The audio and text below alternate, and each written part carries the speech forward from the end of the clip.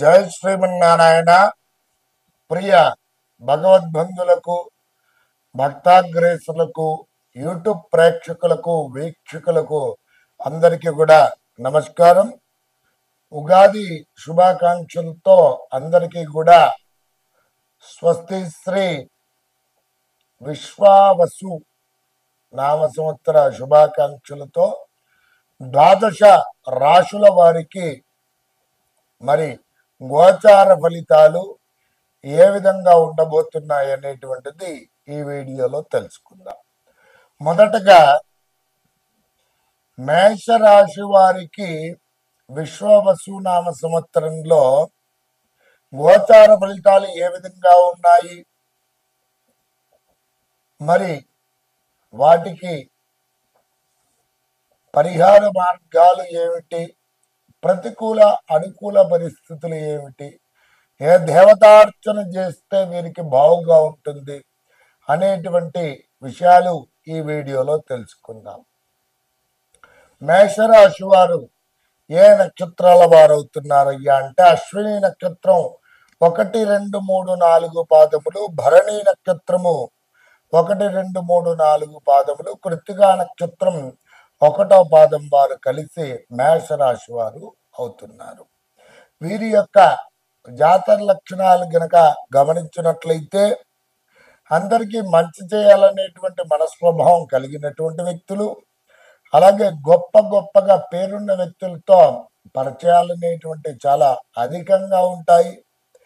చోర ప్రసంగం యందు భయపడేటువంటి వారు, అలాగే చపలచిత్తమైనటువంటి మనస్వభావము, అలాగే ఎర్రని వర్తులాకారమైనటువంటి నేత్రములు కలిగినటువంటి వారు, శీఘ్రమైనటువంటి కోపం కలిగినారు. అలాగే ఒక్కొక్కసారి ఏమిటనంటే జాలి స్వభావం కలిగినటువంటి వారు, ఒక్కొక్కసారి క్రోధం కలిగినటువంటి మన స్వభావం కలిగినటువంటి వారు, అలాగే స్థిరంగా నిలువని సంపద కలిగినటువంటి వారు. వీరు ఎక్కువగా రియల్ ఎస్టేట్ రంగాలలో, ఆర్థిక పరమైనటువంటి రంగాలలో బాగుగా, అలాగే క్రీడా రంగంలో కూడా రాణించడానికి అవకాశాలు అనేటువంటివి చాలా ఎక్కువగా ఉంటాయి. ఇవి వీరి యొక్క జాతక లక్షణాలు.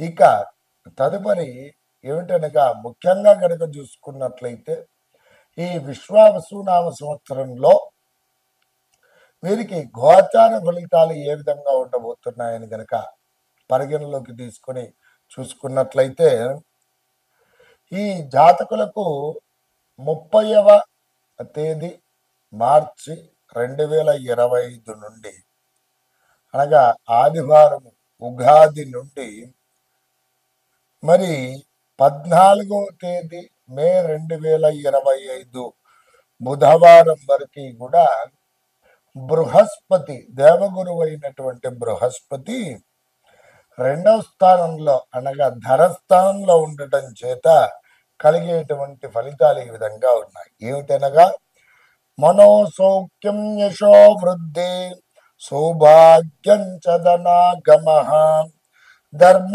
వ్యయం మనస్సౌఖ్యం, ద్వితీయ స్థానకే గురువు అనేటువంటి శాస్త్రవచనం ప్రకారం నేత్ర సంబంధితమైనటువంటి బాధలు తొలగిపోతాయి, మనస్సులో ఆనందం కలుగుతుంది, ఇతరుల వద్ద మరి మంచి పలుకుబడి పెరుగుతుంది, అలాగే ధనలాభం కలుగుతుంది, మనస్సులో తలిచినటువంటి పనులు నెరవేరడానికి, ధర్మ కార్యక్రమములు చేయడానికి అవకాశాలు చాలా ఎక్కువగా ఉన్నాయి. అలాగే అనుకున్నటువంటివి సాధించుట, ఇంట్లో శుభకార్యాలు చేయడం పూర్వకంగా, అలాగే ఇతరుల శుభకార్యాలలో కూడా పాలు పంచుకోవడం పూర్వకంగా మనోసౌఖ్యం కలుగుతుంది. అలాగే భూమిని అమ్మడం కానీ కొనుగోలు చేయడం ద్వారా కానీ మంచి లాభసాటిగా ఉంటారు, మనోసౌఖ్యం కలుగుతుంది, యశోవృద్ధి కలుగుతుంది. అలాగే మరి వివాహం కాని వారికి కూడా వివాహం కలగడానికి ఆస్కారాలు అనేటువంటి చాలా ఎక్కువగా ఉన్నాయి. అలాగే సత్సంతాన ప్రాప్తి కూడా కలగడానికి ఈ సమయంలో అనుకూలంగా ఉన్నాయి. ఇక తదుపరి 15వ తేదీ మే 2025 నుండి ఇక ఈ సంవత్సరమంతా కూడా గురువు ఏమిటంటే దేవగురువు అయినటువంటి బృహస్పతి మూడవ స్థానానికి తృతీయ స్థానంలో సంచారం చేయడం పూర్వకంగా కలిగేటువంటి ఫలితాలు ఏ విధంగా ఉన్నాయో తెలుసుకోబోతున్నాం. అతి క్లేశం బంధు వైరం దారిద్ర దేహ పీడనం ఉద్యోగ భంగ కలహం తృతీయ స్థానకే గురౌ అనేటువంటి శాస్త్రవచనం ప్రకారము మనోవిచారం అనేటువంటి కలగడం, అనుకోని విధంగా క్లేశం వెనుక కష్టములు సంభవించడం, బంధువులతో వైరం అనేటువంటిది ఎక్కువగా కలగడానికి ఆస్కారాలు కలగడం, ధనం గూర్చి ఇబ్బంది పడడము, అలాగే ఉద్యోగంలో కూడా మనకు ఏమిటంటే ప్రభుత్వోన్నత ఉద్యోగులు కానివ్వండి, మరి ప్రైవేటు పరమైనటువంటి ఉద్యోగులు కానివ్వండి, ఉద్యోగ పరంగా లేనిపోని చెట్లు తీవాట్లు తినడం కానివ్వండి, అలాగే మరి కొన్ని రోజుల పాటును కూడా ఏమిటి మనము ఉద్యోగం మానివేయాల్సినటువంటి అవసరము రావడము, ప్రతి పని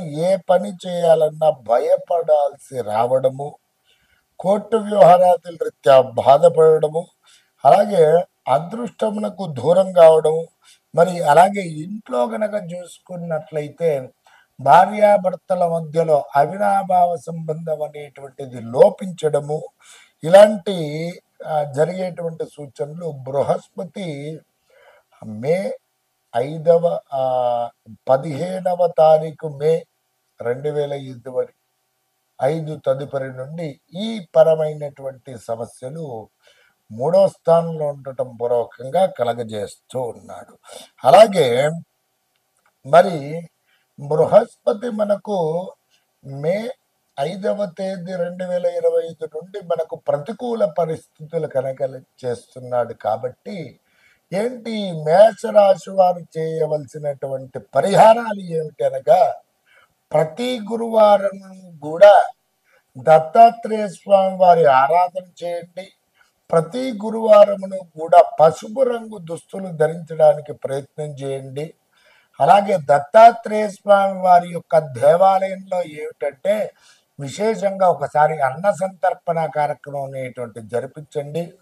ప్రతి గురువారం గురుగ్రహ ధ్యాన శ్లోకం పఠించడం, గురుగ్రహానికి ప్రీతికరమైనటువంటి పసుపు రంగు గల వస్త్రాలు గురుగ్రహానికి సమర్పించడం, పసుపు రంగు గల ఏమిటి పుష్పాలు సమర్పించడం, అలాగే స్వామివారి యొక్క ధ్యాన శ్లోకం పఠిస్తూ గురుగ్రహానికి ఆవు నీతితో పసుపు వత్తితో దీపారాధన అనేటువంటిది చేయటం పూర్వకంగా ఉత్తమోత్తమైనటువంటి పరిస్థితులు పొందుతారు. అలాగే ఏదైనా దత్తాత్రేయ స్వామి వారి యొక్క దేవాలయంలో మరి పసుపు రంగు గల వస్త్రాలు కానివ్వండి, పసుపు రంగు గల పళ్ళు కానివ్వండి దానం చేయడం పూర్వకంగా గురుగ్రహం అనేటువంటిది శాంతి చెంది మీకు ప్రతికూల పరిస్థితుల నుండి అనుకూల పరిస్థితులు తప్పకుండా కలుగుతాయి. అలాగే ఈ మేషరాశి వారికి విశ్వవాసు నామ సంవత్సరంలో ఏమిటంటే ముఖ్యంగా శని ఏ స్థితిలో ఉన్నాడు, మరి కర్మకారకుడైనటువంటి శనేశ్వరుడు భగవానుడు మనకు ఏ విధమైనటువంటి పరిణామాలు ఈ మేషరాశి వారికి కలగజేస్తున్నాడని గనక చూసుకున్నట్లయితే, మనహాని మన క్లేశం కృషిర్భోజనమల్పశం నిత్య సంసార దారిద్ర్యం ద్వాదశ స్థానకే శనౌ అనేటువంటి శాస్త్రవచనం ప్రకారము మేషరాశి వారికి ఈ విశ్వవసు నామ సంవత్సరంలో 12వ స్థానంలో శని సంచారం పూర్వకంగా సంపాదన తగ్గుతుంది, మరి ఖర్చులు పెరగడము, ఆర్థికపరమైనటువంటి ఇబ్బందులు అధికమవడము, ధనహాని కలగడము, వృధా ప్రయాసలు కలగడం, అనుకున్నటువంటి పనులు కాకపోవడము, ఇంట్లో ఒకరి మాట ఒకరికి పొరిగలవకపోవడము, అలాగే ఇంట్లో అనారోగ్య బాధలు, వాహన పూర్వకంగా మరి ప్రమాదాలకు దారి తీయాల్సినటువంటి పరిస్థితులు ఏర్పడము, సంతానపరమైనటువంటి సమస్యలు ఏర్పడము, ఇవన్నీ కూడా ఈ మేషరాశి వారికి ద్వాదశ స్థానంలో ఉండటం పూర్వకంగా, ఖర్చుల పూర్వకంగా, వివిధ రకాల ఆరోగ్య బాధల పూర్వకంగా, వ్యాపారాదుల పూర్వకంగా, వివిధ రకాల పూర్వకంగా కూడా ఈ కర్మకారకుడైనటువంటి శనేశ్వర భగవానుడు ఈ విశ్వావసు నామ సంవత్సరంలో ద్వాదశ స్థానంలో ఉండటం పూర్వకంగా ఈ విధమైనటువంటి ప్రతికూల పరిస్థితులు కలగజేస్తూ ఉన్నాడు. మరి వీటికి పరిహార మార్గాలు ఏమిటయ్యా అని కనుక చూసుకున్నట్లయితే ప్రతి శనివారమును కూడా శనికి తైలాభిషేకం చేయించుకోవడం చాలా ఉత్తమమైనటువంటి మార్గము.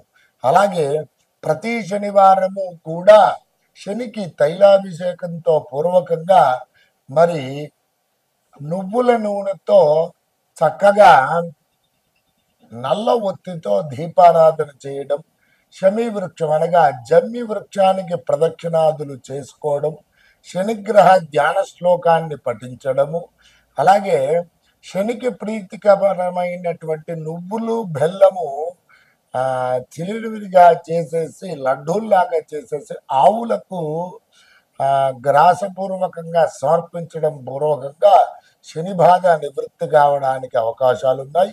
అలాగే ప్రతి శనివారం కూడా ఆంజనేయ స్వామి ఆరాధన చేసుకోవడం, ఆంజనేయ స్వామి వారి యొక్క మూలమంత్ర పఠనం చేసుకోవడము చాలా ఉత్తమమైనటువంటిది. దీంతో పూర్వకంగా శనివారం రోజున ఒకసారి ఏమిటంటే ఏకవార రుద్రాభిషేకం చేయించడము, అలాగే చక్కగా పంచాక్షరి నామజపాన్ని జపించడం పూర్వకంగా ఈ శని ఈశ్వరుడి భగవానుడి వల్ల కలిగేటువంటి పరిణామాల రీత్యా ప్రతికూల పరిస్థితుల నుండి అనుకూల పరిస్థితులు తప్పకుండా పొందుతారు. అలాగే ఈ మేషరాశి వారు ధరించవలసినటువంటి ముఖ్యమైనటువంటి వస్త్రము ఎరుపు రంగు వస్త్రం మంగళవారం రోజున ధరించడం పూర్వకంగా కాస్త యోగకారకమైనటువంటి పరిస్థితులు ఏర్పడతాయి. అలాగే సుబ్రహ్మణ్య స్వామి ఆరాధన ఈ రాశి వారికి చాలా ముఖ్యమైనటువంటి సూచనగా చెప్పుకోవచ్చును. అలాగే ప్రతి నిత్యము కూడా పఠించవలసినటువంటి నామజపం గనక చూసుకున్నట్లయితే ఓం హ్రీం లక్ష్మీనారాయణాయ నమః అనేటువంటి నామాన్ని ప్రతి నిత్యము కూడా ఈ రాశి వారు 27 సార్లు పఠించండి. ఉత్తమమైనటువంటి పరిస్థితులను పొందండి. నమస్కారం.